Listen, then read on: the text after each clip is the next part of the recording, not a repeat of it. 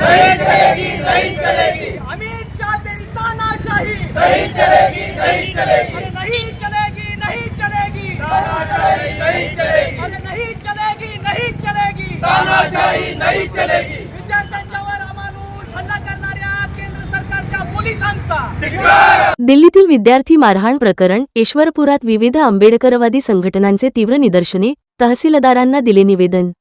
दिल्ली येथील जंतर-मंतरवर आपल्या विविध प्रलंबित आणि न्याय्य मागण्यांसाठी लोकशाही मार्गाने शांततेत आंदोलन करणाऱ्या विद्यार्थ्यांवर झालेल्या अमानुष आणि अन्यायकारक पोलीस मारहाणीचे पडसाद आता देशभरात उमटू लागले आहेत। या घटनेच्या निषेधार्थ ईश्वरपूर येथे विविध आंबेडकरवादी व पुरोगामी संघटनांच्या वतीने ईश्वरपूर तहसील कार्यालयासमोर तीव्र निदर्शने करण्यात आली।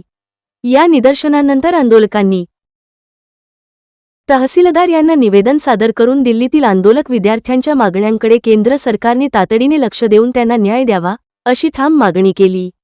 घोषणाबाजीने परिसर दणाणला। आंदोलनादरम्यान आंबेडकरवादी व पुरोगामी संघटनांच्या प्रमुख पदाधिकाऱ्यांसह कार्यकर्त्यांनी केंद्र सरकार आणि दिल्ली पोलिसांच्या या हुकुमशाही कारवाईचा तीव्र शब्दांत निषेध नोंदवला।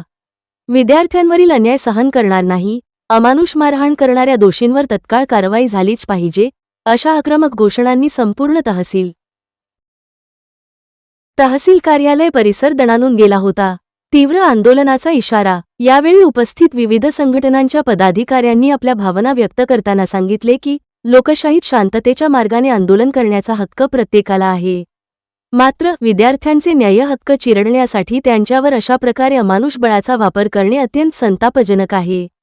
प्रशासनाने आणि सरकारने विद्यार्थ्यांच्या प्रश्नांकडे गांभीर्याने पाहून त्यावर तातडीने सकारात्मक निर्णय न घेतल्यास संपूर्ण राज्यभरात आणखी तीव्र आणि व्यापक स्वरूपाचे आंदोलन छेडले जाईल असा इशाराही यावेळी देण्यात आला।